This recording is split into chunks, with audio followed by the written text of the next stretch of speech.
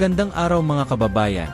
Cebu Governor Gwendolyn Garcia, kilalang matapang at prangka, ay nahatulan ng indirect contempt of court ng Court of Appeals matapos hindi sundin ang kautusan nito kaugnay sa isang issue sa Capitol employees. Ayon sa korte, hindi raw binigyang halaga ni Garcia ang Temporary Restraining Order o TR na ipinalabas laban sa pagpapaalis ng ilang kawani ng lalawigan.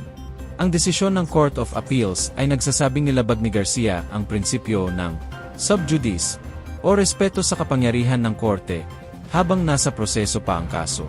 Dahil dito, pinagmulta siya ng I-30,000 at pinayuhang arespeto ang judicial process. Pero ayon sa kampo ni Governor Garcia, hindi raw sila nabigyan ng sapat na pagkakataon na maipaliwanag ang kanilang panig. Binigyang diin rin nila na ginagawa lang umano ng gobernador ang kanyang tungkulin para sa mas maayos na pamahalaan. Ang isyung ito ay lumalalim palalo habang patuloy ang tensyon sa pagitan ng executive branch at judiciary, lalo na sa mga lalawigan. Marami ang nagtatanong, ito ba ay simpleng kaso ng contempt? May mas malalim na politikal na motibo sa likod nito. Sa gitna ng lahat ng ito, nananatiling matatag si Garcia sa kanyang posisyon bilang gobernador ng Cebu at patuloy ang kanyang panawagan para sa good governance at transparency. Ano sa tingin ninyo mga kababayan? Isa ba itong leksyon sa pagsunod sa batas?